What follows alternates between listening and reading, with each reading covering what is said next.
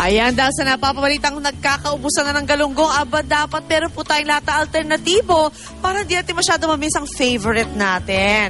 At syempre, ang pinili natin ay ang alumahan na tuturo sa atin ngayon ni Chef Danny de la Cuesta kung paano magluto ng sarsyadong alumahan. Good morning, Chef! Good morning, Lynn! Okay, una, ano ba ang sarsyado? Sarsyado? Sarsyado, ito yung mga ulam na niluluto sa fresh tomato sauce. Fresh tomato, Usually, ito yung mga leftover from last night's dinner. Pwedeng pritong isda, pwede rin karne.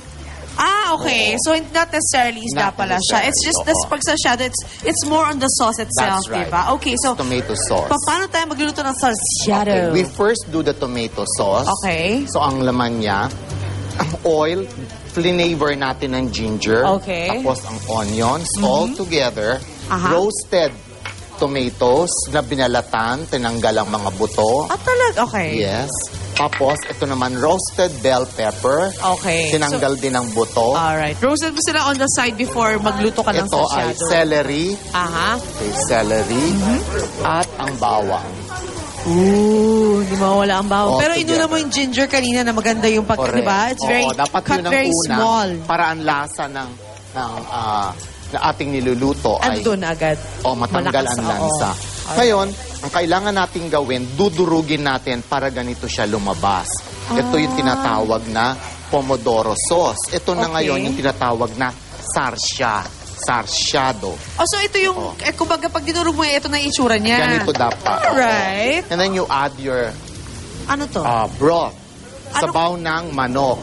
Okay. Okay? Tapos kaunting basil at ang konting Tomato paste. Ito naman ay para maging mapula siya. Pulang-pula tayo. For color. Okay? Tapos, kailangan mo siyang i-mash. Tapos yun na yun? Yun na yun, lalagay na natin yung isda. At okay. isi-simmer lang natin siya for about 5 minutes. And then it's done. Luto Okay, na pero yung siya. alumahan mo, niluto mo na siya kanina. Kumbaga, Ang it's alumahan, pre-fried kailangan na na siya. prito muna. Alright. So 5 minutes lang siya nakalubog dyan sa sarsya. Yes. Okay na siya. Correct. Sarsyadong alumahan na siya after 5 minutes. Oh, cool is that? Kailangan magantay pa yung mga kasama natin ng 5 minutes bago kumain ng sarsyadong alumahan.